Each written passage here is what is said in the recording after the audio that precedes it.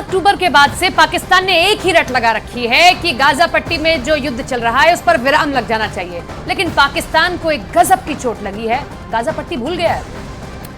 तो पाकिस्तान पर ऐसा खतरनाक आतंकी हमला हुआ है कि उसके होश उड़ गए हैं। आतंकियों ने पाकिस्तान के 3 लड़ाकू विमान जला दिए और पाकिस्तान के एयरफोर्स के जवानों को भी घायल कर दिया है।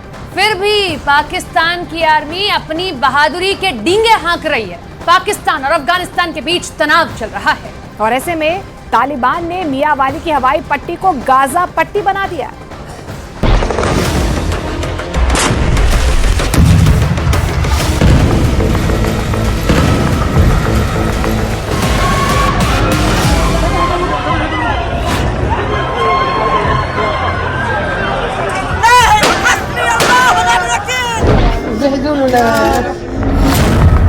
दो करोड़ किलो बम गिरा।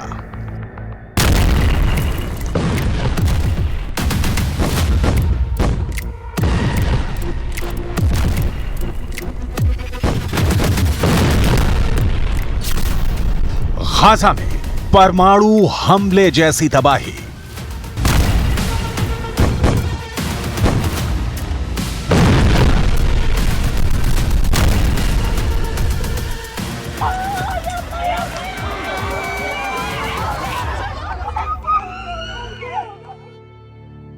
गाजा में परमाणु हमले जैसी तबाही मची हुई है और गाजा को बचाने के लिए कोई भी आगे नहीं आ रहा है। फिलिस्तीन के लोग इसलिए भी परेशान हैं। लगातार बड़े बड़े दावे करने वाले इस्लामी दुनिया की एकमात्र वाहिद एटमी कुव्वत पाकिस्तान भी कहीं नजर नहीं आ रहा है। वो पाकिस्तान जो खुद को फिलिस्तीनियों की रक्षा करने के बड़े बड़े दावे और लंबे लंबे डायलॉग मारता था, वो पाकिस्तान भी गायब है। ऐसे वक्त में जब फिलिस्तीन के लोग ये उम्मीद कर रहे थे कि वेस्ट एशिया के 22 अरब देशों को मिलाकर इजराइल का मुकाबला करेंगे, ऐसे वक्त में इस्लामिक मुल्कों में ही एक दूसरा कदर मच गया है। अब पाकिस्तान और अफगानिस्तान के बीच जंग की नौबत आ चुकी है और उसकी वजह है पाकिस्तान के मियांवाली एयरबेस पर आतंकवादी हमला, अफगानिस्तान पाकिस्तान का शरणार्थी संकट।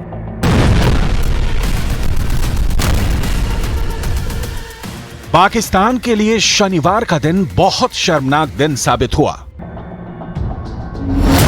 क्योंकि तहरीक जिहाद पाकिस्तान नाम के एक संगठन ने पाकिस्तान के मियांवाली ट्रेनिंग एयरबेस पर सुबह हमला किया।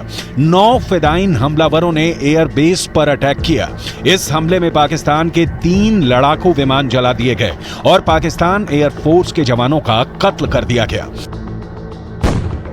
इस पूरे हमले में पाकिस्तान के अंदर बहुत भारी तबाही हुई है, लेकिन ऐसा लगता है कि पाकिस्तान की आर्मी अपनी हार को छुपाने की कोशिश कर रही है। पाकिस्तान की आर्मी ने एक बयान जारी कर कहा है कि 4 नवंबर 2023 को सुबह पाकिस्तान की वायुसेना के मियांवाली ट्रेनिंग एयरबेस पर आतंकवादी हमला हुआ। हमले के दौरान पहले से ही जमीन पर खड़े 3 विमानों और एक फ्यूल टैंक को नुकसान पहुंचा है।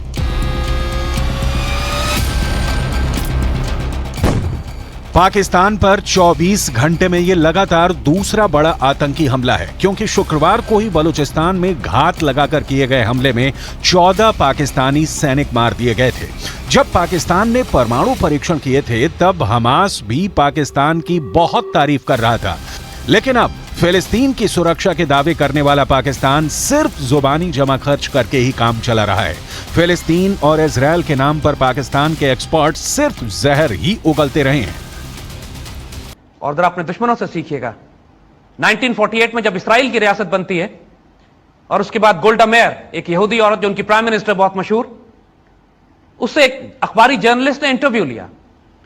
गोल्डा Meir wanted to buy weapons for the state of Israel, और इस्राइल के पास उस वक्त पैसे नहीं थे। अमेरिका ने उनको इतने पैसे देने शुरू नहीं किए थे, और चारों तरफ अरब मुल्क, मुसलमान मुल्क जो थे, ऑब्वियसली दे वर हॉस्टाइल कि Israel was transplanted with in the Muslim heartland.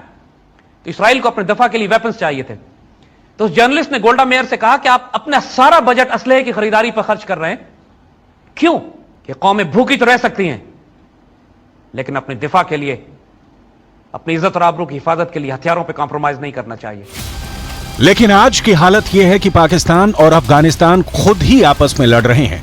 दरअसल पाकिस्तान इसलिए फंस गया है क्योंकि उसने अफगानिस्तान से आए हुए 20 लाख शरणार्थियों को दोबारा अफगानिस्तान वापस भेजने का फैसला कर लिया है और इसके जवाब में अब तालिबान की सरकार और आतंकी संगठन टीटीपी ने पाकिस्तान के खिलाफ मोर्चा खोल दिया है।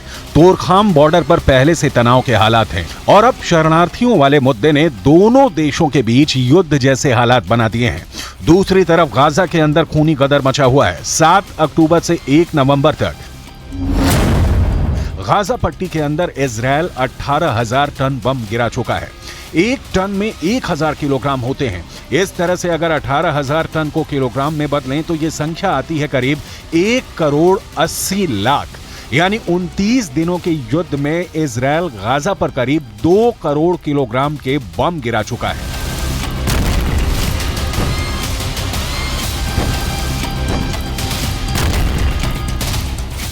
गाजा पट्टी में चीख पुकार मची हुई है। हालात लगातार बिगड़ते जा रहे हैं। अस्पतालों में ईंधन नहीं है। जो ईंधन है उसको भी इजराइल के मुताबिक हमास छीन रहा है। फिलिस्तीन के अखबारों के मुताबिक लोगों की सर्जरी अस्पतालों के अंदर बिना एनेस्थीसिया के यानी बिना सुन्न किए ही कर दी जा रही है। लोग मलबों के अंदर अपने परिवार को तलाशते फिर रहे हैं। लोगों के पास खाने पीने का सामान खत्म हो रहा है। किराने की दुकानों पर कुछ बचा नहीं है। अब तक करीब 200 राहत सामग्री के ट्रक रफा क्रॉसिंग से गाजा में आए हैं, लेकिन यह पर्याप्त नहीं है। 20 करोड़ की आबादी का पेट भर पाना इतना आसान नहीं है। राहत सामग्री की कमी होती जा रही है। पूरा गाजा मलबे में तब्दील होता जा रहा है। 1,40,000 इमारतें ध्वस्त कर दी गई हैं। हालात काबू से बाहर निकलते जा रहे हैं और कोई गाजा की मदद के लिए नहीं आ रहा है। ساكن شرق في الزنة وقالوا لنا اخلوا خلينا يا عم فيش احنا بنشتغل। गाजा के अलावा वेस्ट बैंक में भी इजराइल ने हमास पर ताबड़तोड़ हमले जारी रखे हैं। हालात ये हैं कि 7 अक्टूबर से लेकर अब तक वेस्ट बैंक के अंदर 1200 से ज्यादा लोग गिरफ्तार हो चुके हैं। इनमें से 700 से ज्यादा लोग हमास से जुड़े हुए हैं। इसके अलावा 7 अक्टूबर से अब तक वेस्ट बैंक में 130 से ज्यादा लोगों को इजराइल की सेना मार चुकी है। लेबनान के अंदर भी दक्षिण के बॉर्डर पर इजराइल का पलटवार जारी है और हमारे रिपोर्टर ने अपने कैमरे पर जंग की लाइव तस्वीरों को कैद किया है। बहुत ज़्यादा स्थिति यहाँ पर ख़राब है और कभी भी कहीं भी अटैक हो जा रहा है। बस यहाँ से कोशिश कर रहे हैं कि यहाँ से किसी तरह से यहाँ से निकल पाएँ, लेकिन ये हमारे रास्ते में ही हमें दिखाई दे रहा है। आप तस्वीर देखिए, ये देखिए तस्वीर, किस तरह से लगातार धुएं का गुब्बार यहाँ पर उठ रहा है। काफर शोबा इलाका है ये, जहाँ अभी अभी निशाना बनाया गया है इजराइल की तरफ से। ये तस्वीर देखिए, ये तस्वीर आप लगातार न्यूज़ 18 इंडिया युद्ध भूमि से दिखा रहा है कि आखिर क्या स्थिति यहाँ पर बनी हुई है। ये देखिए, ये इजराइल ने हमला किया है अभी अभी। मेरे पीछे आप देखिए तस्वीर, मैं आपको दिखाना चाहूँगा। ये इजरायली आर्मी की पोस्ट यहाँ पर है और इसके ठीक पास में ही यहाँ पर हमला किया गया है। तो आप देख सकते हैं कि स्थिति क्या बनी हुई है। इजराइल ने भारी गदर मचा रखा है, जिसकी प्रतिक्रिया दुनिया के तमाम मुस्लिम देशों में हो रही है। ऑस्ट्रेलिया के अंदर सिडनी में फिलिस्तीन के समर्थन में खूब रैलियां निकल रही हैं। लोग फिलिस्तीन के झंडे लेकर नारेबाजी कर रहे हैं, लेकिन इसका असर लगभग जीरो है। लेबनान की राजधानी बेरूत में भारी हंगामा हो रहा है। हिजबुल्लाह के पीले झंडों से सड़कें पटी हुई हैं। विरोध प्रदर्शन के बाद भी इजराइल और अमेरिका को कोई फर्क नहीं पड़ रहा है। تمام نظام‌های غربی میخوان که کشور ایران و کشور لبنان رو وارد این جنگ بکنن و یک جنگ تمام عیار را بندازن، ولی به نظر من حزب الله با تیزهوشی داره ضربات خودش رو میزنه و حداقل نیمی از ارتش اسرائیل و امریکا و کسانی که طرفدارش هستن رو در مرزهای شمالی نگه داشته. این جنگ واقعا یه جنگیه که جنگ حق و باطله، یه جنگیه که هر کسی سکوت بکنه بدون شک طرفدار ظالم. दूसरी तरफ इजरायल को भी इस खूनी युद्ध का कहर झेलना पड़ रहा है। गाजा पट्टी के अंदर उन्हीं इमारतों का मलबा इजरायल के लिए बड़ी चुनौती बन गया है, जिसे इजरायल की एयरफोर्स ने ही तैयार किया है। गाजा के अंदर मौजूद इमारतों के मलबे से इजरायल की सेना को आगे बढ़ने में मुश्किलें सामने आ रही हैं। इजरायल की सेना बख्तरबंद गाड़ियों और टैंकों के रास्ते गाजा के अंदर आगे बढ़ रही है। एयर कवर के लिए इजरायल एयरफोर्स के ड्रोन और लड़ाकू विमान भी गाजा के आसमान में मंडरा रहे हैं, लेकिन गाजा के अंदर करीब 1,40,000 ध्वस्त इमारतों का मलबा बिखरा हुआ है और ऐसे में गाजा के अंदर टैंकों और बख्तरबंद गाड़ियों को रास्तों पर मलबे की रुकावट झेलनी पड़ रही है।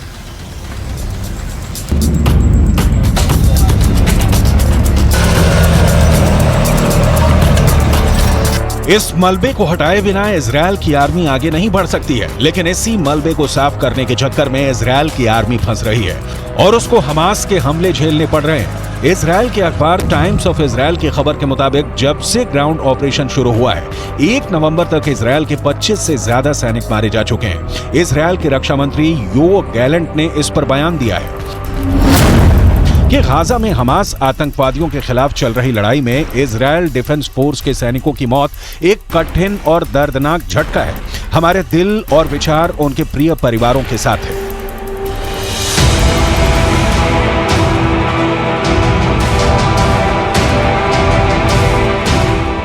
इजरायल के प्रधानमंत्री की लोकप्रियता वैसे भी इजरायल के अंदर लगातार घटती जा रही है और ऐसे में इजरायल के सैनिकों की लगातार हो रही मौतें एक ऐसे बोझ की तरह हैं जो दिन प्रतिदिन नेतन्याहू के राजनीतिक करियर का दम निकालती जाएंगी। बेंजामिन नेतन्याहू ने भी इजरायल के सैनिकों की शहादत पर बयान दिया है। אנחנו במלחמה קשה. זאת תהיה גם מלחמה ארוכה. יש לנו בה הישגים חשובים, אבל גם אבדות כואבות. אנחנו יודעים, כל חייל שלנו הוא עולם ומלואו. ואני אומר למשפחות היקרות, עם ישראל כולו איתכם בשעת יגונכם הכבד, הקשה מנשוא. אנחנו מחבקים אתכם מעומק ליבנו. חיילינו נפלו במלחמה שאין צודקת ממנה, המלחמה על הבית. ואני מבטיח לכם ולכל אזרחי ישראל, אנחנו נמשיך עד שנמלא את המשימה. אנחנו נמשיך עד לניצחון.